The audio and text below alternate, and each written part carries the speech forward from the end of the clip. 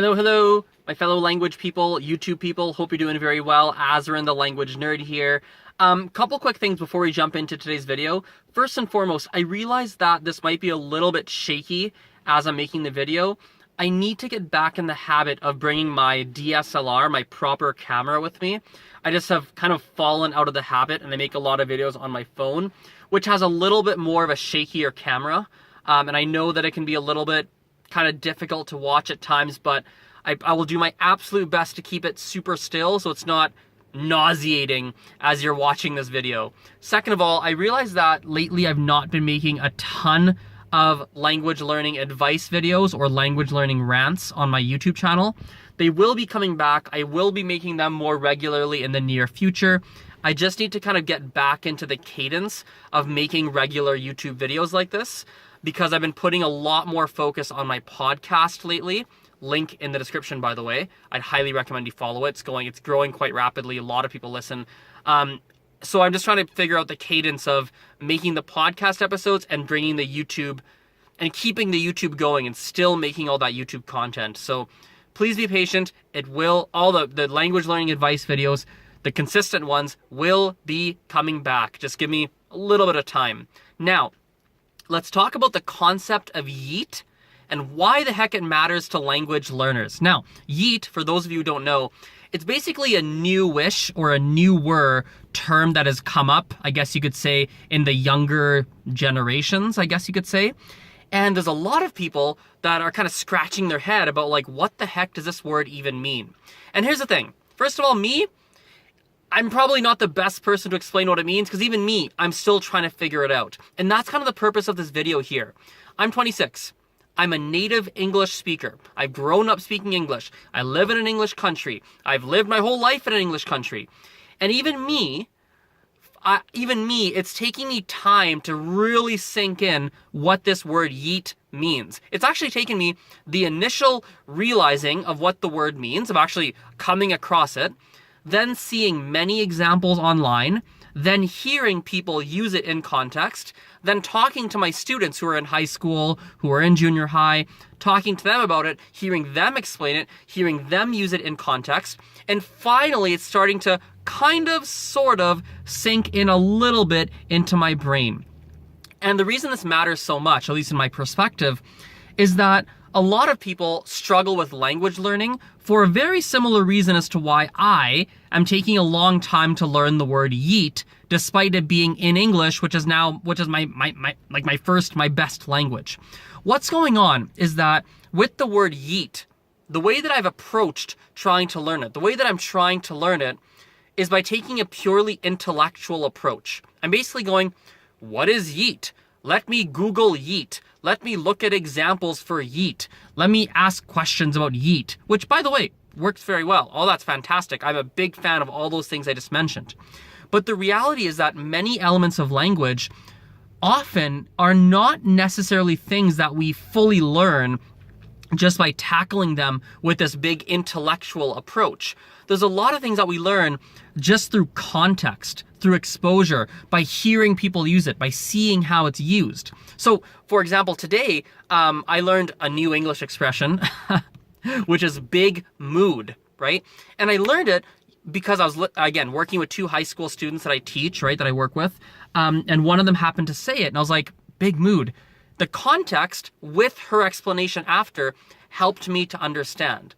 And so one of the reasons why I'm going to struggle with YEET for a long time is that none of my friends, nobody in my circle, it's not a word that I come across very often, and I'm not in the context. I don't have the context. I'm not with people or in scenarios where the word YEET is used in a very natural, kind of day-to-day, normal, happenstance, kind of regular way. I'm trying to learn it by observing other people using YEET. And that's just not, it's just a slower kind of approach to learn this word, right? And I think the thing is that when you're trying to learn languages, a lot of people are doing the similar kind of thing. They're trying to read the textbook. They're trying to go through online programs. They're trying to do this. They're trying to listen to videos, watch videos, podcasts, which, by the way, all of that's really fantastic. Even me with this word YEET, I've been doing similar kinds of strategies to tackle this word, and it's working for me. I'm kind of starting to wrap my head around how it works, how to use it, the culture behind the word, you know, etc., etc. It does work. But I think there's an equal amount of value in trying to put yourself in environments where the word is being used naturally and you are observing and being like, oh, and you're part of the culture of the word, or in this case, language. You're learning Spanish, you're in an environment where Spanish is living and breathing. It's just what's going on. It's kind of like if you were to travel to the country, or if you were to change your phone language into Spanish, like doing things like that, where it's not just you're studying a class where you're studying all the rules. It's not just an online program where someone's outlining all the rules of the language and here's what this word means and here's examples. That kind of structured approach, it has a ton of value. I want to make sure that's clear. I think it has tremendous value, so much value. I'm a huge fan of these kinds of strategies, such as classes, online programs, textbooks, right? Listening to podcasts that are meant to teach you the language and all these things. I'm a big fan. I use them all myself, okay? But the other thing that I do, and I think a lot of people don't always do, is I put myself in environments where the language is being used in a very natural kind of way, where the purpose of the environment I'm in is not to teach me the language, but it's just to kind of function. Does that make sense? I hope this is being clear. I hope that I'm articulating this clearly, right? I think the last kind of thing I'll say to hopefully package this up and say it in a way that really makes sense. It's like, for me to learn YEET, I've been spending all this time in a casual environment, right? Or, excuse me, in more formal environments trying to learn it. I was Googling online. I was reading like Urban Dictionary definitions. I was like thinking about it, all that, right? But weirdly, a good way for me to learn the word YEET was if I volunteered. Wow, that light was bright. If I were to volunteer for 4 weeks in a high school, that would help me learn the word YEET way more, because I would hear people use it in real life situations. People might even use it in front of me with me in real life kind of scenarios.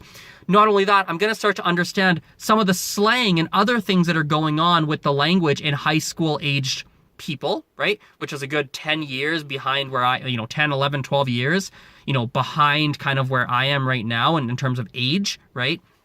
And that alone, that extra context will help me to understand more about this YEET and more about the language in general, right? And so I think with language learning, you have to figure out how can you, yes, do all the theoretical study, classes, programs, online programs, textbooks, all that stuff, videos, all that stuff, right? But what can you do to kind of put yourself in a real environment as you can, like me going to a high school, for example, and volunteering, right? What can you do to put yourself in that environment, even just a little bit, to help you to kind of also learn by osmosis at the same time? It's something that we need to be thinking about as language learners, because the academic, the pure logical side of language learning alone, to only tackle language learning as this intellectual exercise, the same way it's been working slowly for me for this word YEET, it's just going to be a slow way for you to learn languages in general. So weird little connection, but it's something that's been I've been thinking about the past while. So I thought I'd quickly make a video about it for you. Anyway, hope you're having a good day. Thank you for watching the video. I appreciate your attention, and we will talk later. Bye for now, guys. See you.